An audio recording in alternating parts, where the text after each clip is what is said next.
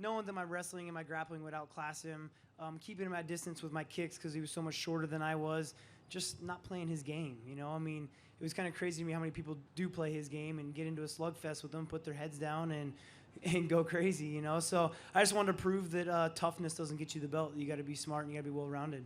There were a couple times it did seem like he tried to bait you, and I think you were having a little fun. Did you have to check yourself a little bit?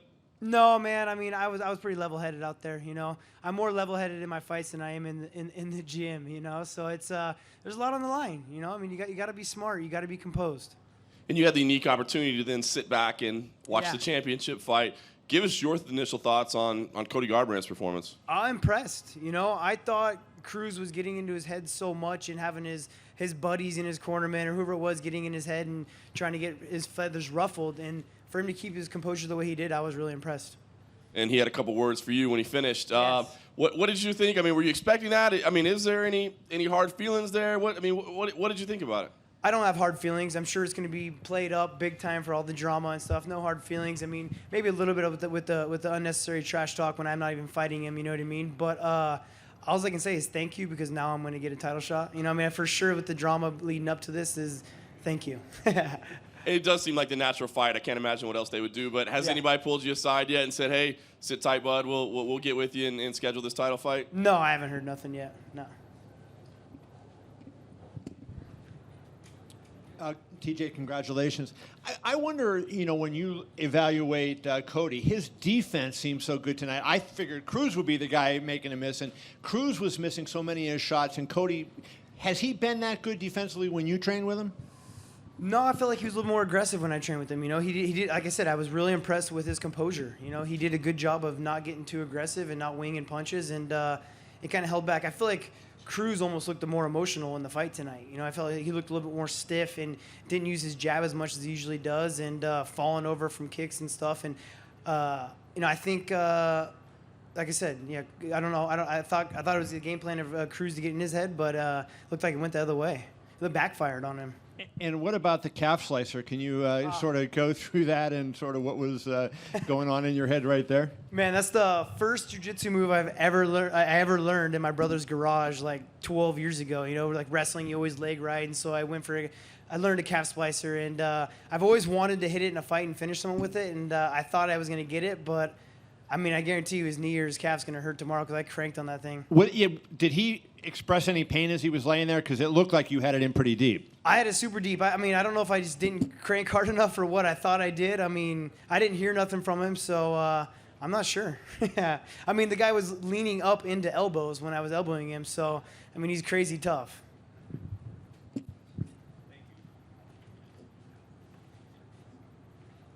TJ, I know you wanted the title shot tonight that Cody Garbrandt got, but now that everything is played out the way this evening that it has, you putting on a dominant performance and him having a star-making performance, can you maybe think now that the title shot with you guys matching up is actually going to have greater anticipation and probably be a more marketable fight as a result? Yeah, yeah, absolutely. They're gonna play up the drama like crazy for sure. I mean, I'm sure that's what's gonna happen for sure. You know, the calf slicer was mentioned, and I've noted before that in your fights, even when you're comfortably ahead on scorecards, you seem like you're never really afraid to go for it, even in the third round when you don't necessarily have to. Is that a cognizant thought you have, or is that just an instinct that kicks in that even though you're ahead on the scorecards, you're still going to step on the gas? Just an instinct. You know, I mean, I train so hard that I'm in such good shape that I can push it, you know. I don't want to be a boring fighter. You know, I mean, not only am I going to look good in technical fighting, but I don't want to be boring. I want to be one of those guys that's even when I'm on top, I'm punishing someone or I'm looking for the submission, I'm always working. And lastly, what was he saying to you? Could you understand what he was saying to you when he was on bottom? He was saying something to you. Yeah, I have no idea what he said. I even told him, I was like, I don't understand what you're saying. You know, I wish I spoke Portuguese, but I don't, unfortunately. Thanks.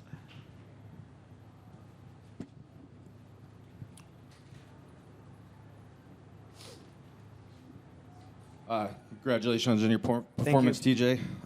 After you won, you said if you didn't get a title shot, the system was rigged. Could you elaborate on that? You know, I didn't know what the deal was. I don't know if Cruz was the one picking his fights and not taking what he was going to take, or if it was the UFC trying to build Cruz up because he works behind the desk. I don't know. I thought that I was deserving of a title shot after my last fight. So I just figured if I got overlooked again, I tried to talk what I did what I thought I had to do to talk about Cruz to try to line that up if he did win. You know, I figured if Cody won that they put us together because it's a big drama thing. But if Cruz won, I didn't want the same thing to happen. I didn't want him to look for another fighter or retire, who knows what. You know, I wanted to make sure to build that up before. I figured that was the only way that I could still get a title shot. You know. Yeah.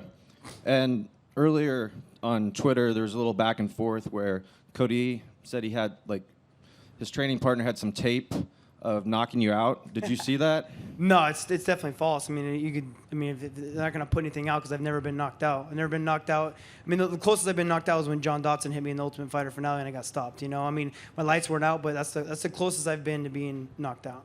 Do you feel like you have a psychological edge over him since you got to kind of be the big brother in the gym for a while? Sure, man. I mean, he knows I'm gonna bring it. He knows I'm tough, and he knows I know where to get him at. You know, so yeah, absolutely.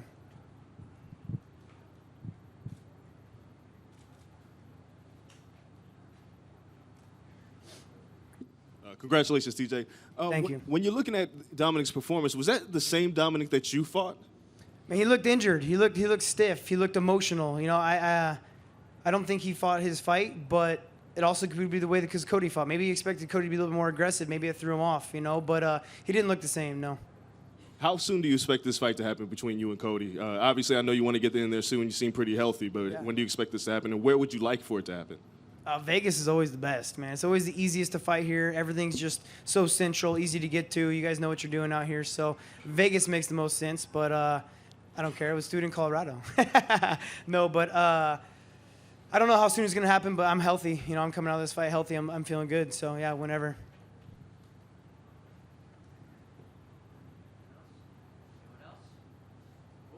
Sweet. Thank you, guys.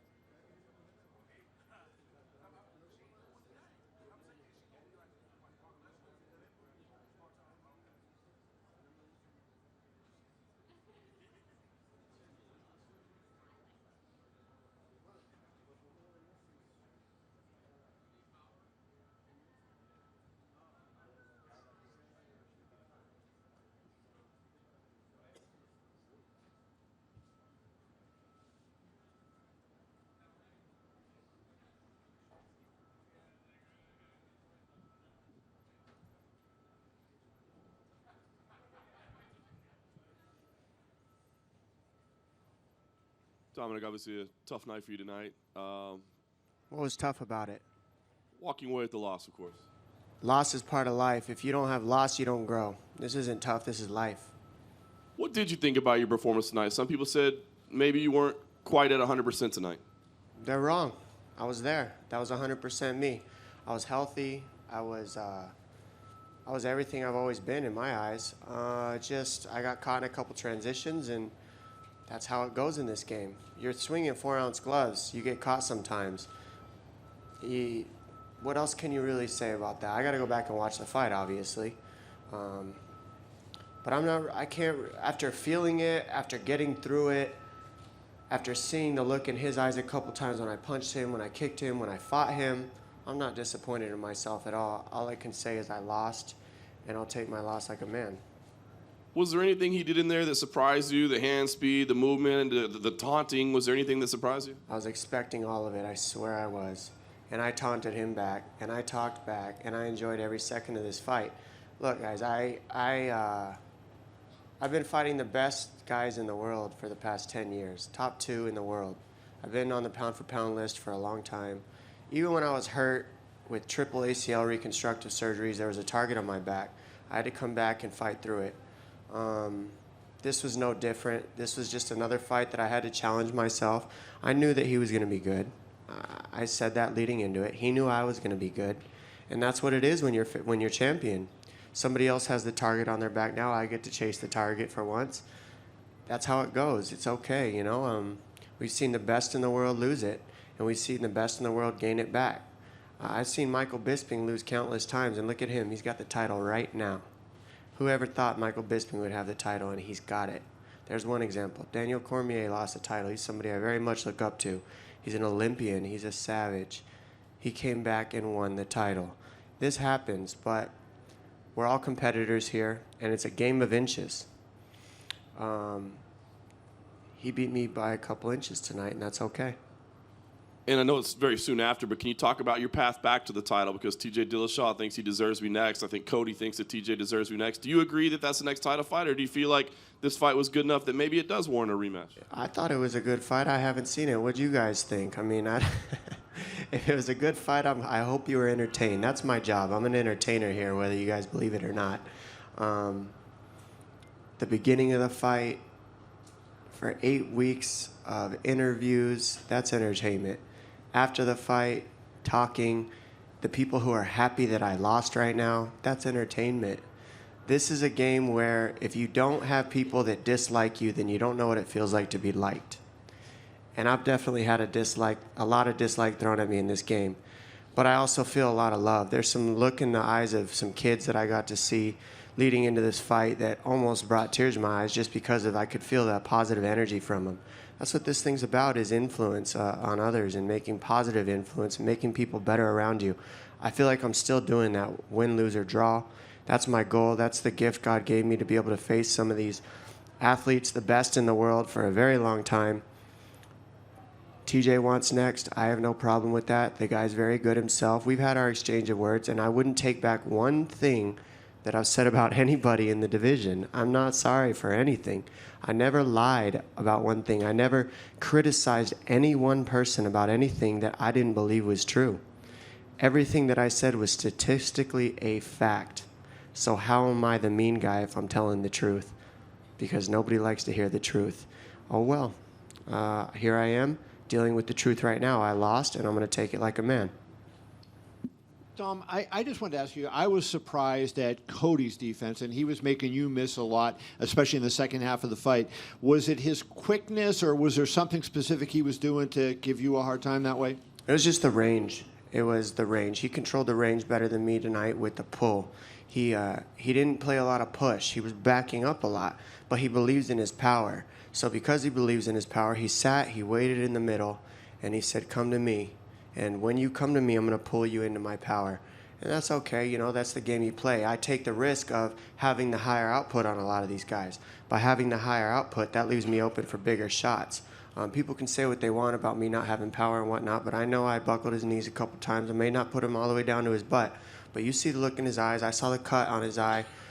He caught me with a good kick, and that kick cut me. But there's nothing about those hands that he's got that I wasn't ready for. It's just the mixture of exchanges. What else can you say? 4-ounce gloves. You got to respect that with anybody.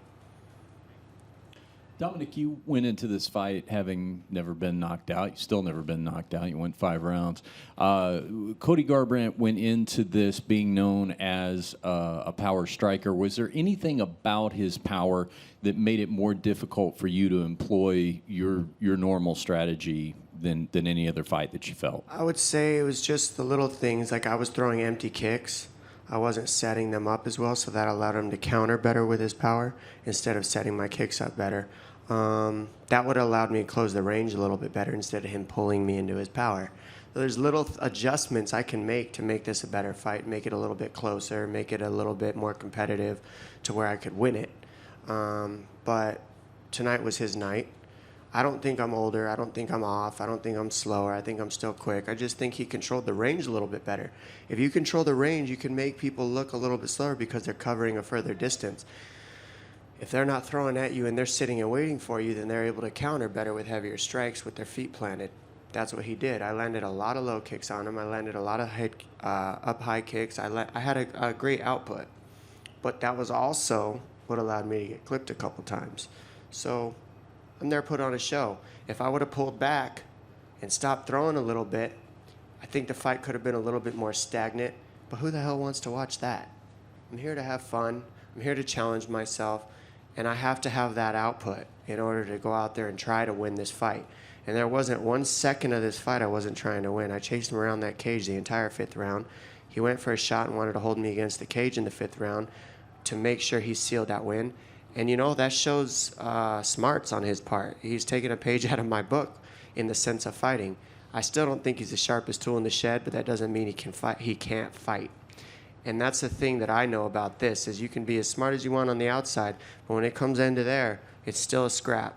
But I was there in the scrap too, so the way I see it is I got the smarts and I got the fight in me, so I'm still here and I'm still in it.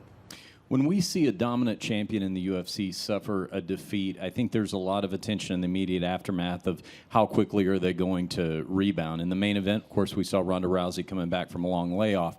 Conor McGregor, on the other hand, seemed to step on the gas after his defeat to Nate Diaz. As soon as you're healthy, how quickly would you like to get right back into the flow of things? Yeah, it's a good question. I think I've proven that that whole rust thing doesn't exist. You can say what you want about after this win tonight, but it just doesn't. It really is made up by the weak-minded, and I hate to say it, but sometimes the media. I'm part of the media at this point with all you guys out there, and I can tell you that's made up. So if I need to take a year off, I'll take a year off. If I want to come back in 6 months, I'll come back in 6 months. I got my coaches here. I got the best coaches in the world, the best teammates in the world at Alliance Training Center. I still say Jeremy Stevens hits way harder than that guy, but it was a game of inches tonight, and I lost. And it's, you know, this is the way it goes. It was good to be able to at least fight somebody with a good heart. I say what I want about the guy, about his smarts and whatnot, but he does have a good heart, and that's important. So enjoy being at the top, Cody. You're a young champion. Try to keep it. That's tough. Let's see what you do with it.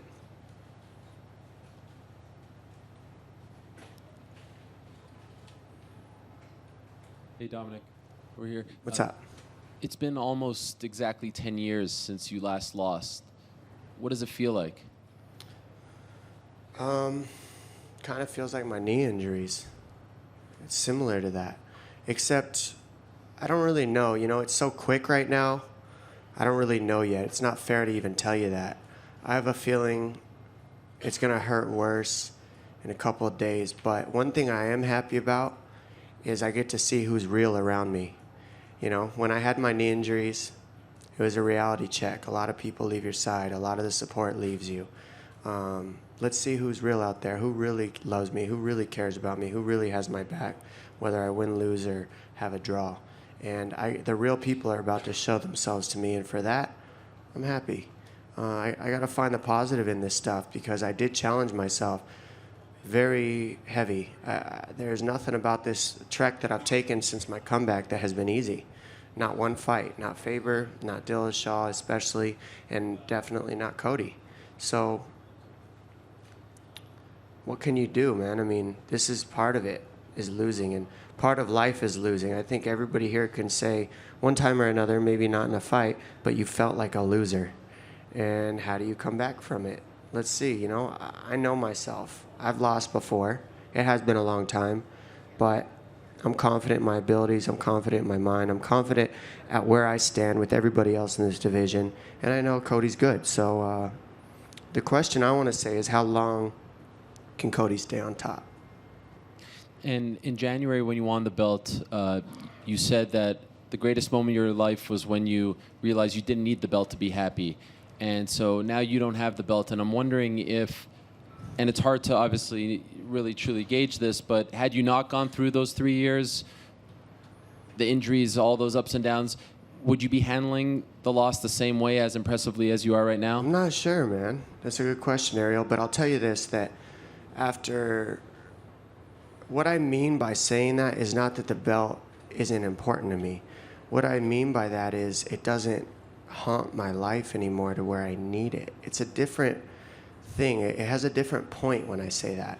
It's actually to give strength to anybody who can actually hear the actual point behind it. Some will say, oh, well, that's good. Then he doesn't want it anymore. Well, that couldn't be more wrong. I love being the champion of the world. I love being the best on earth. But I don't need it to be happy, and that actually releases me and keeps me free. I can still be happy in defeat. That's a freedom. I can't say that I've always had that, but I still feel free. I still feel at peace. I'm still happy. I'm still happy that God gave me this this platform to be able to challenge myself as a man and evolve as a man and become a better man, regardless of what anybody says about prize fighters. Every single one of these fights is a life lesson if you look at it and view it right and if you use it correctly. And I use this 8-10 weeks of camp and this challenge in front of the media and saying what you're going to say and backing it up and taking your loss and defeat and all this to grow as a human being. That's why we're here. We're not here just to be the best at everything. We're here to kind of be attached to everything but nothing at the same time. And it sucks to lose. It's the worst feeling in the world. But it doesn't make me, it's not what I survive off of, is being the title holder. I'm a very happy individual outside of that, and for that I'm thankful. And just two other quick ones, if I can. Does it at all sting more because it's alpha male? No, I mean, I've fought these guys how many times? They brought up a younger kid who's been eyeing me for years. He said it himself. I'm not out of this thing. He's still got to fight other guys. He's still got to fight another guy who comes from alpha male who's just as angry as I am. TJ Dillashaw is one pissed off dude no matter what anybody says. So he couldn't be happier that I lost tonight. I guarantee that. And that's okay. I expect that. Let him have a shot if he wants it. It's okay with me.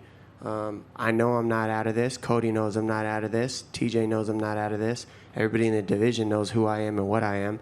And regardless of this loss, if they fight me, they better have their head on straight because I'm coming after them. And is there any particular reason why you're not sitting down? Why would I sit down? I'm always on my feet.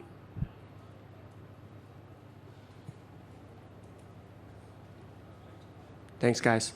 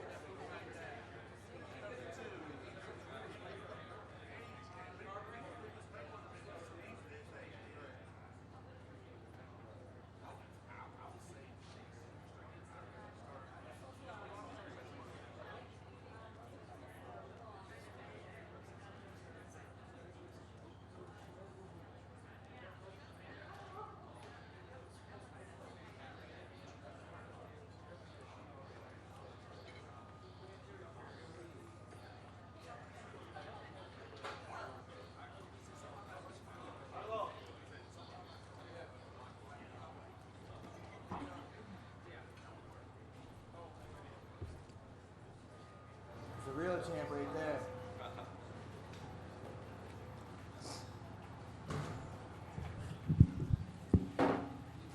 Well, Cody, certainly a fantastic performance from you tonight. Now that you've had a little time to let it soak in, just give us the thoughts on how it played out tonight. Played out how exactly I thought I was going to. You know, Dominic's a great champion. He's arguably one of the best bantamweights to ever grace the octagon. And it was a pleasure going out there and testing my mettle. You know, I had a lot of, what ifs, and I think I solved every one of them. I think a lot of people thought that, of course, his cardio is kind of legendary, and would you be able to keep up that pace over 5 rounds? And you definitely started, kind of a very intense pace to start out with, and excitable, and all those things. I mean, did you have to settle yourself down a little bit and get into a rhythm to be able to make it that full 5 rounds? You know what? I come from Team Alpha Male, and that's something they pride themselves on, is a world-class cardio. And that's something that I've always prided myself on since the beginning of wrestling days, boxing days, that the pace that I would push and set and training, my opponents and adversaries wouldn't be able to keep up. And I'm forever grateful for my teammates and coaches to push me day in and day out to keep that cardio and keep that pushing and to sharpen my skills. So that was never a question. I fight ferocious. I fight like that from first round to 5th round. I was just getting my lungs warmed up. Give me 5 more rounds, I'll run it back. Give me 25 more minutes, I would love to do it. I enjoyed it. I was living in the moment, and it was great to go in there and fight one of the best in the world and do what I did. There were a couple times you really had him in trouble, but you didn't overcommit. I mean, was that the plan going in, or did you just not necessarily see the openings for the finish? Why not necessarily, rush all out for the finish? You know what? I was having so much fun in there. I kind of just got caught up in the fight, and he's hurt a lot. I could have jumped on him, took his back, knocked him out, but he's tough. He's here for a reason. He's the best in the world, and he's done what he's been able to do. It's Dominic Cruz, and I knew he was tough. He's got a big old head, so I know he can absorb a lot of punishment, and he was tough. We were talking back and forth every time we'd hit one of each other, and I loved it. That was fun. I remember looking in the 3rd round when he had blood spewing down his face, and like I said, he was chattering back and forth with me the whole fight, and I said, "You having fun yet?" And he didn't answer me, and I knew right there that was my fight. And despite the trash talk in the lead up to this, and then even in the fight tonight, it seemed like you guys did have a little bit of respect for each other afterwards. Can you kind of share what that was like? Man, if he would have went out there and whooped my ass, I would have shook his hand as coaches and did the same, humble in victory and humble in defeat. But he made me a better person, a better fighter, and that's what it is. I generally don't like the guy. He said a lot of ill words, and like I said, I was going to make him eat every single thing. And it was a great fight. I think we put on a good fight, entertained the crowd, and went out there and delivered a performance, both of us. And like I said, I have a lot of respect for him. Always did, but I knew my responsibilities going in there, and that was to get the win and do what I had to do. But like I said, I have respect for him. He was a great champion. He wouldn't be here this long if he wasn't. And lastly, for me, it does seem like TJ Dillashaw feels he's the #1 contender. Of course, you mentioned his name in the cage afterwards. I mean, is that the fight that you think makes the most sense next? And certainly you deserve some time to enjoy this moment, but I mean, are you already thinking about when a fight like that could take place? You know what? I had so much fun in there. Don's been arguably the best bantamweight in the world. Let's run that shit back. I say let's give him an ultimate, immediate rematch, and so he can go off in his next chapter of his career and do that. Like I say, he's been great.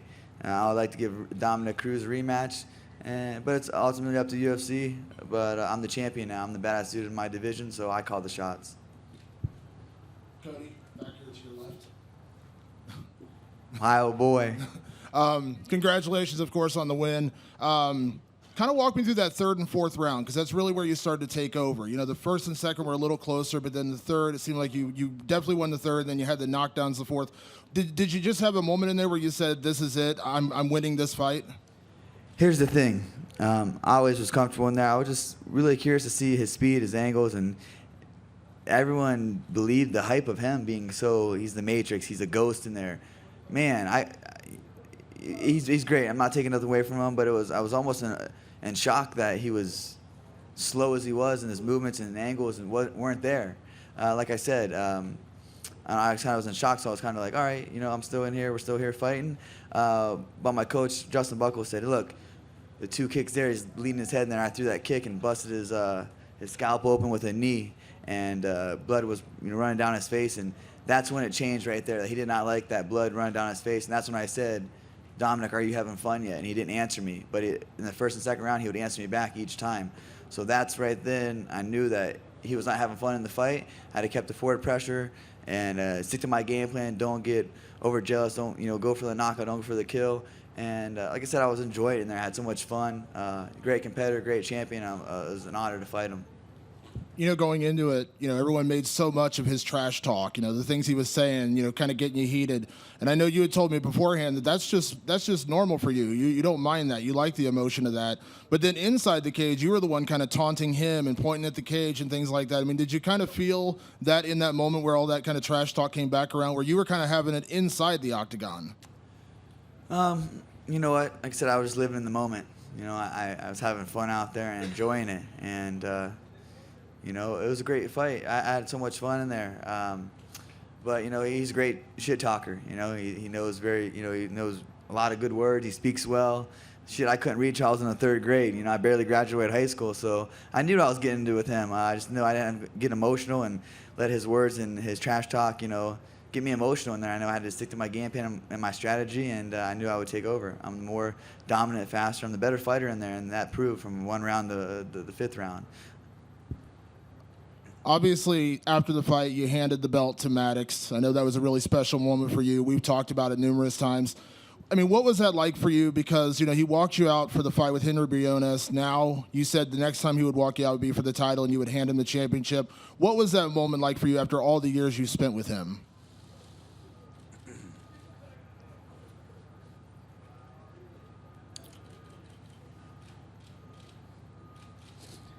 It was a surreal moment, it was something I'll never forget in the rest of my life. No matter what happens in my life, I'm very thankful for this kid.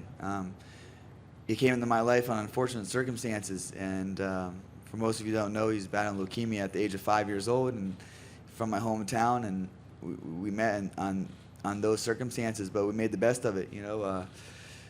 I wouldn't be here without him. He gave my life redirection and purpose, and in return, I fought with purpose and lived every day with more purpose. And this kid, was going through the fight of his life and had a smile on his face and never give up. He didn't have a choice to give up. And the things that I was doing in my life, I was really pissing my life away. I could have gone down the wrong path, kept going down the wrong path, but I believe everything happens for a reason. And, as crazy as it might sound, but he was really a turning point in my life, finding him and it gained a little brother and watching him and the help that he helped me through my entire life with his battle. He doesn't even understand how much he's helped me, how much I push in practice when I get tired and feel like I can't go in another round, That 4th and 5th round I remember I had his dad send me a picture of him laying on the hospital bed with his port put in his chest, and it was his early onset battle of leukemia, like his first few weeks, and just looked at it and looked at, how far he's came.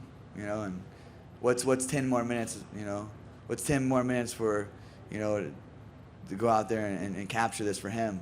It wasn't just about me, it was my dream at a young age, but I met him and it became our dream. And it became our night, and now it's his night. And I'm forever grateful for everybody that's been a part of this journey with me, his family, himself. Everybody has had a helping hand to my success and to where I'm at right now. I'm very thankful. And last question, the UFC has done a little bit of a victory tour, I know, with some new champions. They announced you're from Sacramento, but we know you're from Ohio. So I'm kind of curious, what are your thoughts on coming back and headlining a card in your home state at some point now that you are champion? I would love to come back to the great state of Ohio. Born and raised, Midwest is some of the toughest son of a bitches in the world, and that showcases. So I would love to go out there and put on a great scrap in front of my home state. And and do that. So, Lord willing, and the UFC would be able to make it happen. I would love to go there and fight, but wherever. I love to fight. I enjoy the fight, but Ohio would be great. Thank you, Damon. Cody, congratulations on a great performance, and congratulations on what you've done for Maddox in your comments here. I guess I don't want to really, it's hard to ask you a question about the fight after that, but you referenced Cruz as the Matrix and the Ghost and everything, but it seemed to me like you were kind of that to a certain degree. You were neutralizing his offense, and he wasn't hitting you that much. And, I know you had the threat of the knockout always there, but how much do you think that your ability to take his offense away helped you win the fight tonight? I knew Dominic was different, the way he was acting, getting very emotional, and I could feel that presence off him. You know, there was a different presence of him all week, all fight camp. I really got into his head, and that showed. He fought emotionally, and he didn't have an answer for me. I truly believe that I'm the better fighter, the faster fighter, the stronger fighter, and I wanted it more. But hats off to him. He's amazing. He's great. But yeah, I train hard, and I believe in myself. That's the thing, self-belief, and you know, having a great team, coaches, and people that care about me. Cody, you've gotten to this right here in the front row. You've gotten to this point, the championship, pretty quickly in your career. Do you feel like people were sleeping on you coming into this fight, or do you think it was just a matter of the fact that people needed to see you against top competition to really fully appreciate your skill level? I guess so. You know, there's a lot of what ifs. What if he doesn't? How's his cardio? How is he in the position? And Dominic didn't know either. I knew that he'd be a desperate man in there when he couldn't take me down, when he couldn't get his offense going. And that's what you saw, a desperate Dominic Cruz. You know, a very desperate Dominic Cruz to figure me out. And he was getting hit with hard shots, you know, and that changes the whole game plan of a fight. Granted, he took my shots and kept fighting. Hats off to him.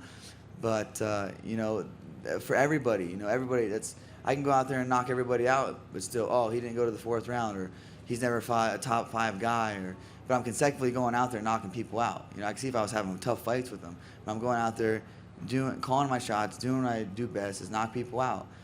So this was a very huge win for me, not against even Dominic Cruz, just my performance and going out there and becoming better as a fighter. My next fight, I want to be even better. And this is just a start for me. I'm 11-0. My debut was 4 years ago with a year layoff. I knew what I needed to do was come out to Team Alpha Male. I went out there 3 years ago, and I knew that for me to be a world champion, that's where I needed to go. That's where I needed to be and be around those guys. And those guys have gotten me here. Everyone else has had a helping hand, but Team Alpha Male polished me up and brought this dream to me. You know, they brought this to me. This is them, bread and butter. You know, Uriah Faber, I couldn't do without him. You know, he's the one that paved the way for fighters like myself to have a dream, to have, you know, to have this all. And, you know, I'm on part of his team, and it was a step to get on the team, and then represent the team, then get in the UFC, and now fight for the title, and then win the title. And I'm bringing this shit back to Sacramento where it belongs. And you alluded to my other question there, which is the fact that you had only been to the end of the third round one time in your career. Tonight you go 5 hard-fought rounds. I'm sure it would have been easier physically to get out of there sooner. But in addition to winning the title, is there some satisfaction in having that statement on your record, too, a 5-round fight of the night, so that question is not asked in the future? Well, that's a 5-round fight of the night with one of the best, arguably the best that ever did it. The one that's talked about the cardio king, that pushes the pace and all that. So I think I silenced a lot of the critics. But for me, that was just for myself. I could care less about what the media says, what everyone else says, but about me. You know, because they're not paying my bills, they're not doing any of that. It's myself. So I'm very satisfied with this win. But I know I have a lot to work on. Like I said, this is just the beginning. I'm just getting started. Cody, this way. You already spoke a little about Uriah Faber. I wanted to ask you about how much did how important was him in the strategy for this fight. I mean, I listened to him. He was telling you to throw the push kick, and he was yelling pretty much the whole fight from the first row. You know, Uriah was a huge part of me being a world champion. You know, he believed in me like I believed in myself. And this is one of the greatest that ever did, that paved the way for fighters like myself. And it just gave me more motivation, more determination, and kept me hungry, you know, when I was struggling to make it. He's like, don't worry about it. You're going to be a superstar. You're going to be a world champion, kid. He's like, do what you're doing. I've never seen anyone like you. Keep training, you know. And he kept me in perspective, you know, kept making me work hard, and knowing that, I guess, looking at the bigger picture and living in the moment and enjoying it. That's one thing, just enjoying the whole process. And, you know, we hugged each other after the fight, man. And he made me cry, you know. We cried together, you know. It was happy tears, you know. It was amazing. So we shared that moment together, and it's great. It's been great to be a part of the team. I remember coming out there 1-0, a year layoff from injuries, from brain trauma. And I said, you know what, I'm not losing any more time in my life and my passion. I got to go out there and challenge myself against the best team in the world. And I took myself out to Sacramento, California, showed up on the mats covered in tattoos, and Uriah and Team Alpha Male put me through the damn gauntlet. And I remember this vividly, walking off the mat, shaking Uriah Faber's hand. He said, what do you want to do, kid? I said, I want to fight in the UFC. He said, all right, get to 5-0, I'll get you there. And now I'm 11-0 and I'm the world champion. Hey, Cody. Over here. Bantamweight has had some great fighters, Faber, Cruz, even Miguel Torres before that. But they've never had a Conor McGregor. Are you thinking about yourself in terms of being that star at that next level, building the bantamweight division up like BJ built lightweight, like Conor built featherweight, bringing notoriety to the bantamweight division? I mean, the bantamweight division is on fire right now. That's all because of Uriah Faber. He's the OG, WEC king of the, he's the champion of the world, featherweight world champ. He's the reason why it is the way it is. I'll never forget the roads that he's paved for fighters like myself.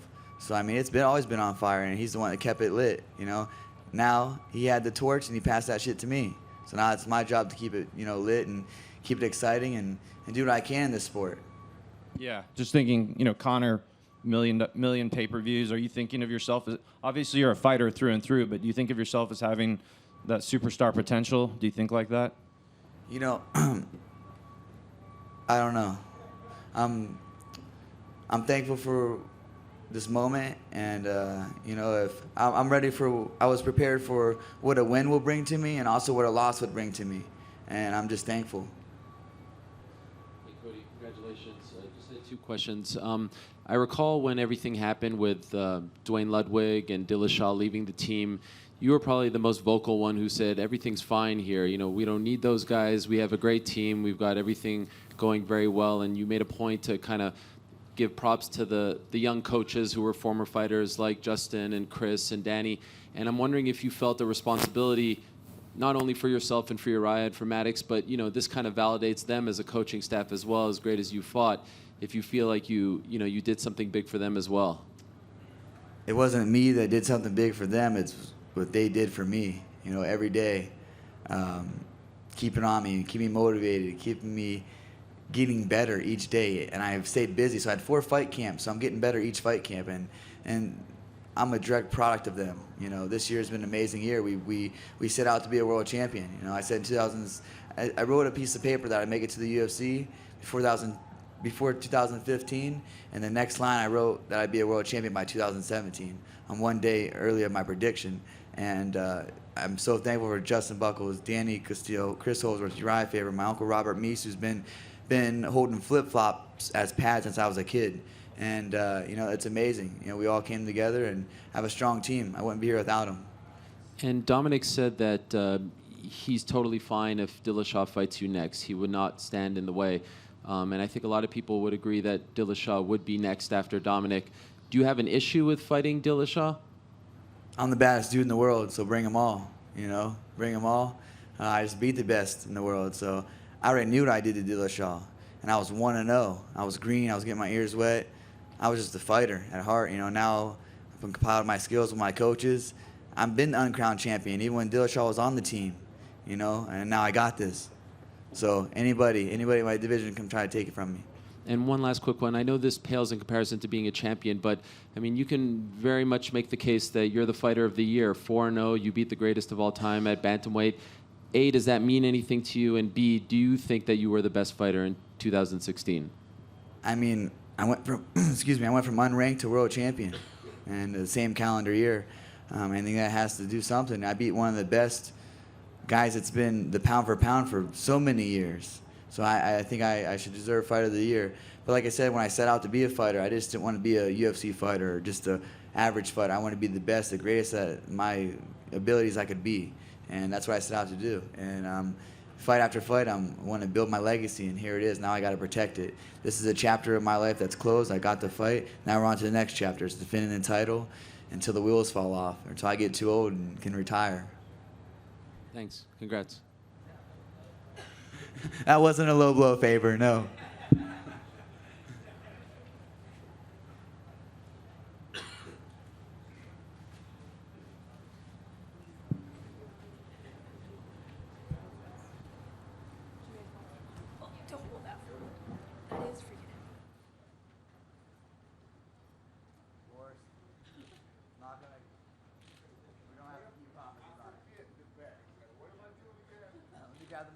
so everyone can hear. Me and Forrest, made a bet. He picked Dominic to beat me, and I'm not gonna hold it to the bet because he's got great hair. But we said if Dominic beats me, I'll shave my hair, and if I beat Dominic, he has to shave his hair. But I'm not gonna hold him up to the belt. He's got gorgeous hair. I won't do it to him. But that was the bet. No, I can't.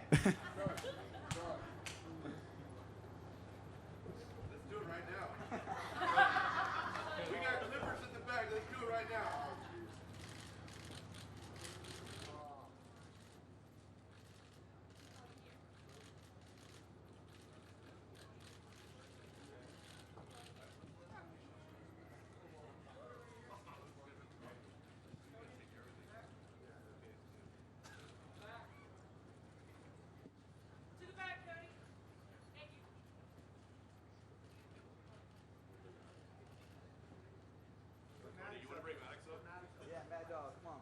He's been lugging this thing. This is so heavy. It's the first time holding it, really. He's been holding it the whole time through my media. He's not letting it go. Here we go.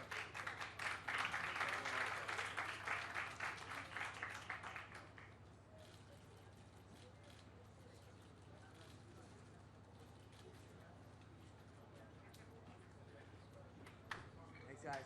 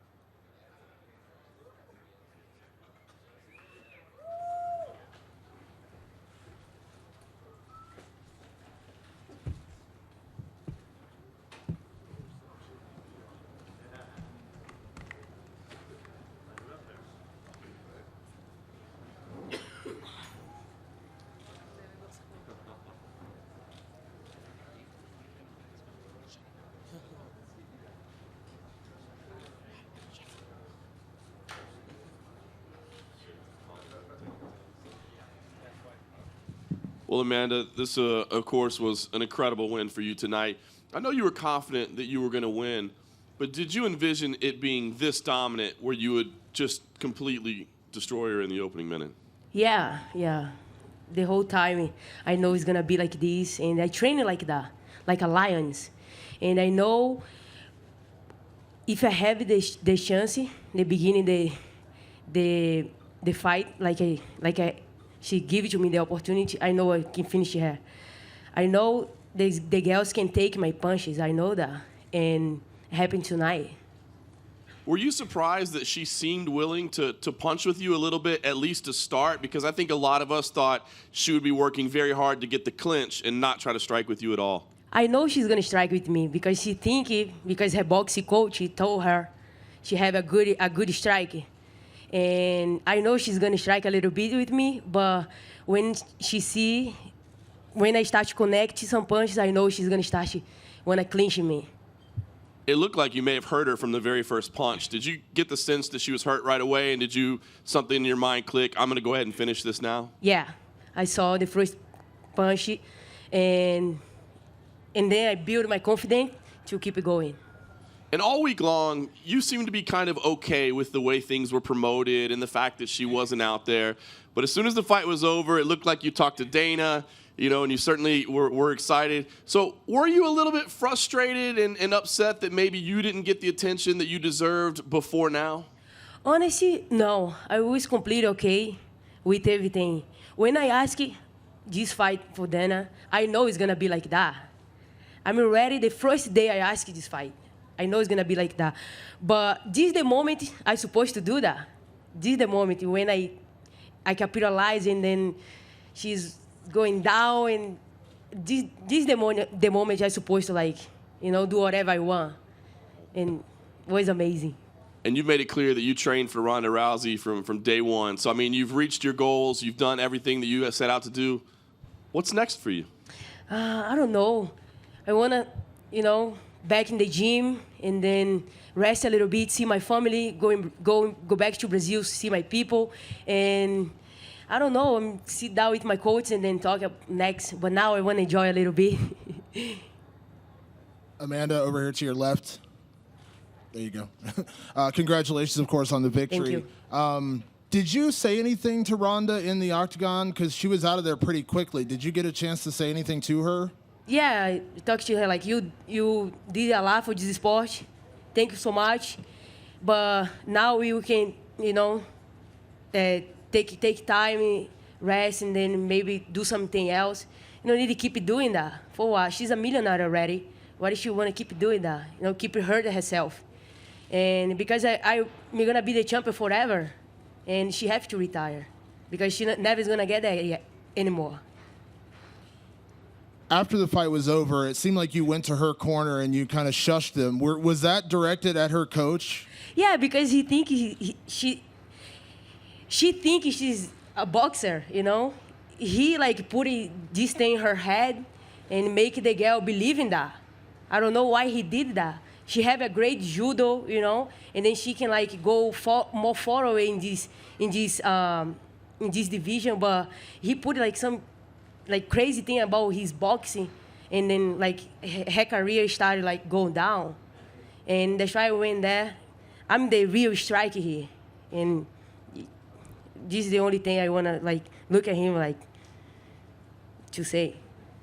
Kind of back to your last comment. Do you think that's it for Ronda? Do you think she retires? Do you think that's it for her? Yeah, that's it for her, for sure. She's gonna retire. She can't take anymore. If she wanted the rematch, I'm gonna do the same thing. Because she can take my punches.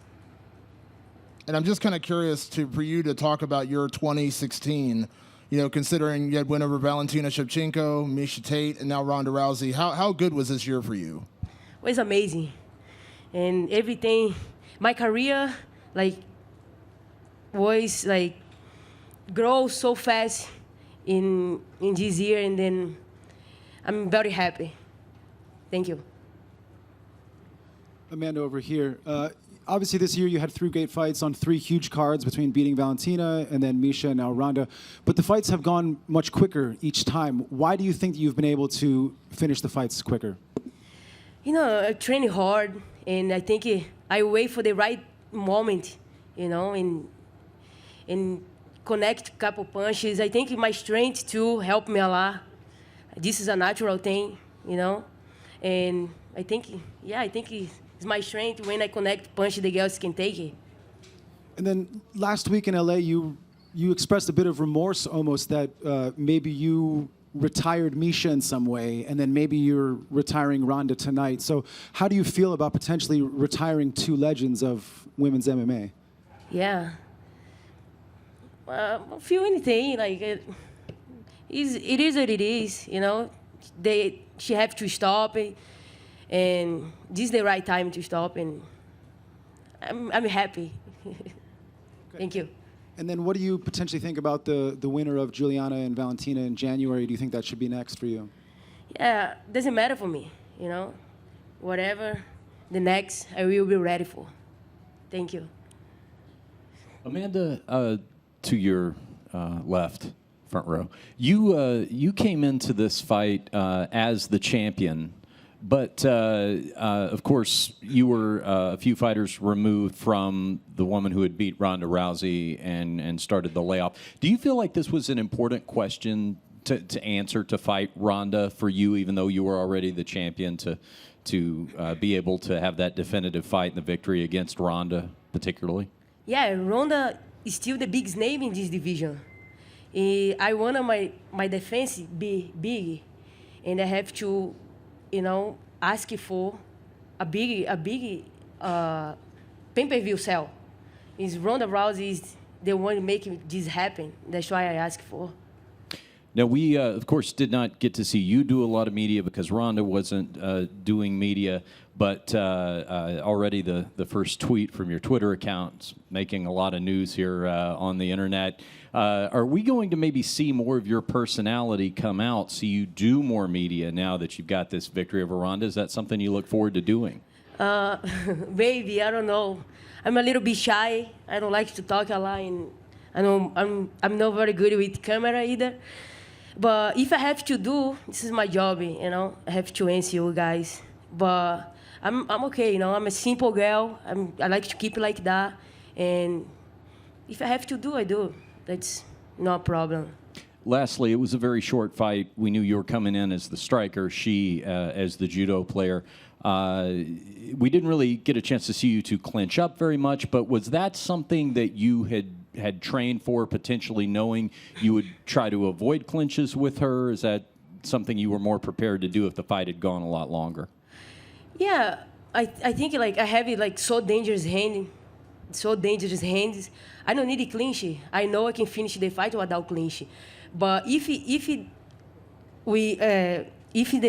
she clinch me, I'm gonna be ready for. I've been training judo, like I say in my whole interview. I've been training judo my whole life in jiu-jitsu. I'm black belt Brazilian jiu-jitsu, and I'm ready everywhere. I told you guys, and I show you guys tonight.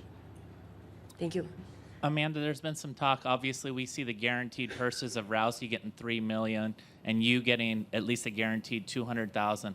At the end of the day, can you provide any clarification on how much money will you actually get for this fight, I believe? Oh, I think I'm gonna get a lot of money.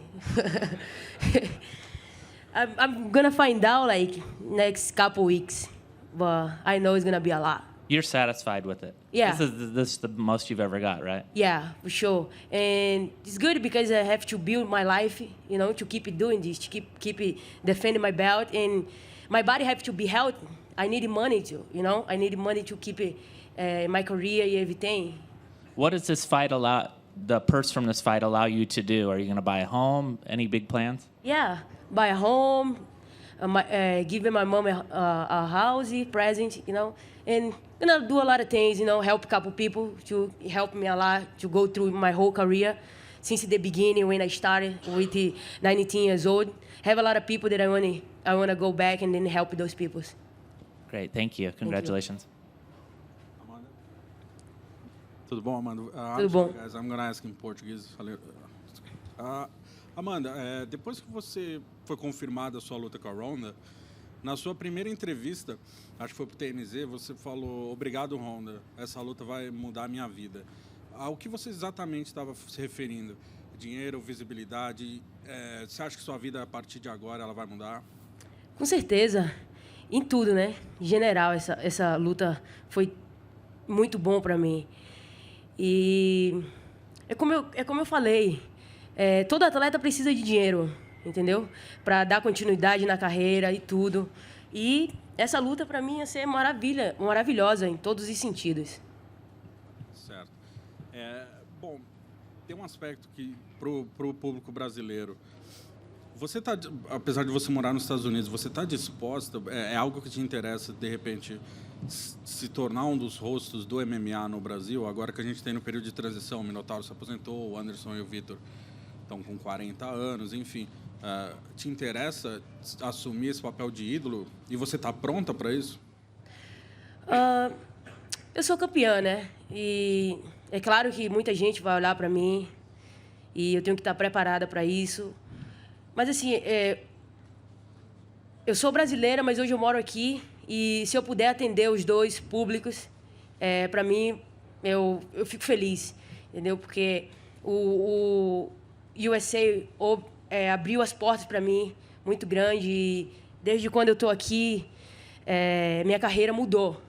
Se eu estivesse no Brasil hoje eu não estaria aqui. Porque, por tudo que eu passei no Brasil, eu tive que sair rápido, senão eu ia parar de lutar. E hoje, graças a Deus, porque eu me mudei para os Estados Unidos, eu tenho tudo o que eu quero hoje. Mas, com certeza, eu vou levar o Brasil, é meu país, entendeu? Mas, assim, eu devo muito a esse país aqui, que eu amo de paixão também. E, com certeza, os dois públicos vai estar no meu coração. Tá, ok. Para finalizar, você mencionou que está indo para o Brasil em breve. Qual a primeira coisa que você pretende fazer ao chegar no Brasil? Chegar no Brasil, vou ver minha mãe, minha avó, todo mundo. E depois eu quero ir no show do Cabaré, de Leonardo e Eduardo Costa. Quero ir muito, tomar uma cachaça lá. E depois eu quero ver, vai ter alguns, com certeza deve ter um schedule lá para eu ir alguns shows, fazer algumas coisas lá. Vamos lá. Tô doida para chegar e ver o que vai acontecer. Obrigada. Amanda, over here, congratulations. I noticed before they announced you as the official winner, I noticed that you were talking to Dana White and you were kind of animated. You were moving your hands a lot. Can you tell us what you said to him? I said to him, thank you so much for this moment in my career, you know, because I text him, I asked this fight, and he gave it to me, you know. He believed in me, and happened tonight, and I tell him thank you. And I know you were a little critical of the promotion. Are you confident that you are going to be promoted more from here on out? I think so. I want to see this.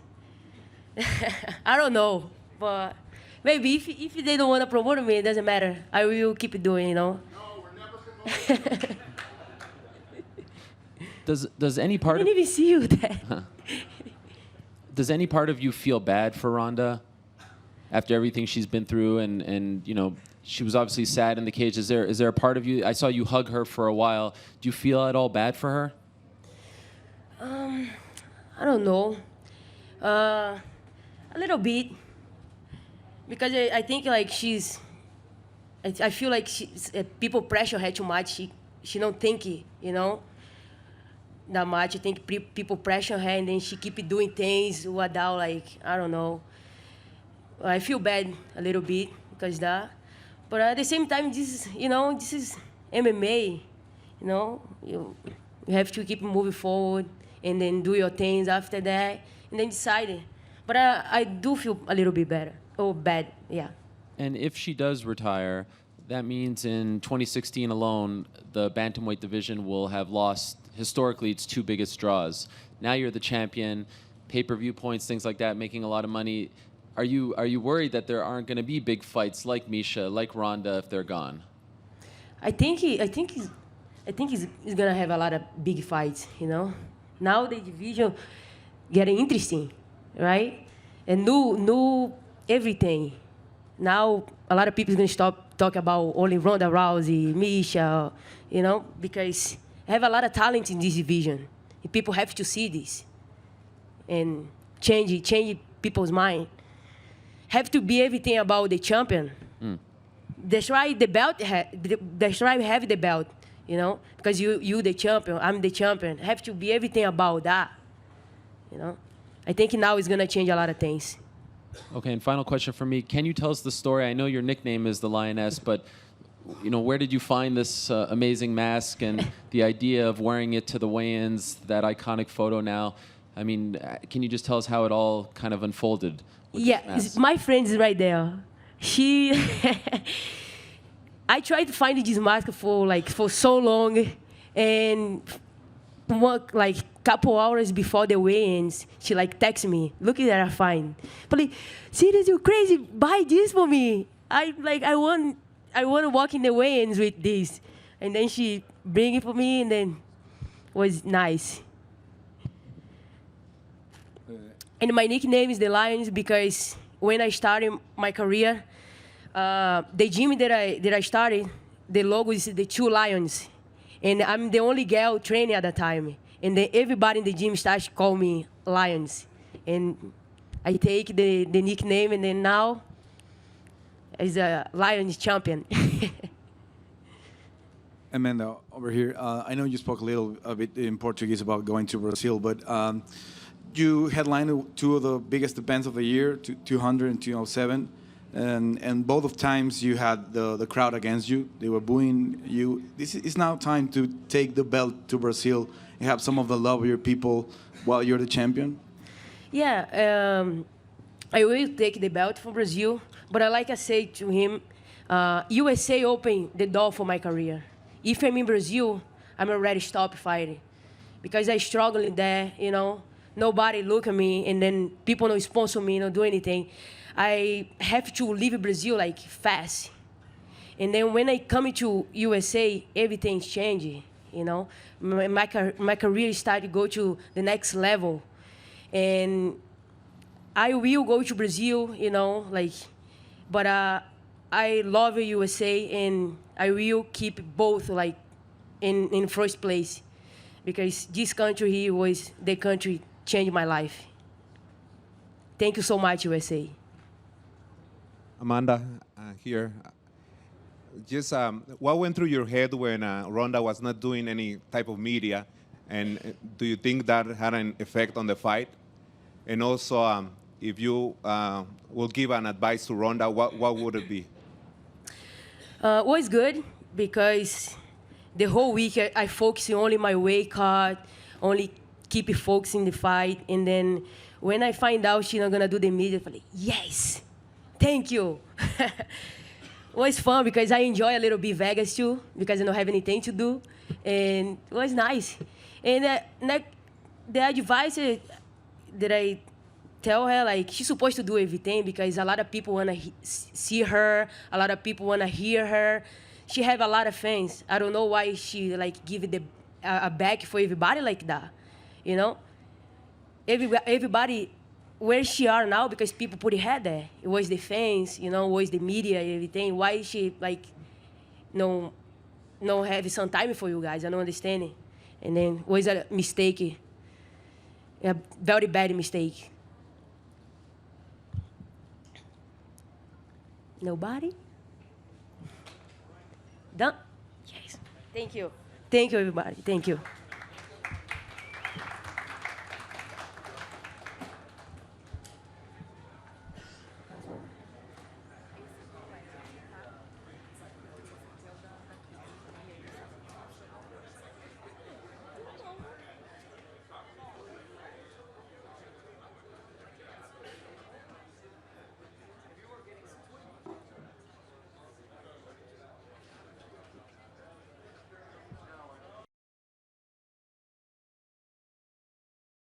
On Sunday, January 15th, a legend returns to the Octagon.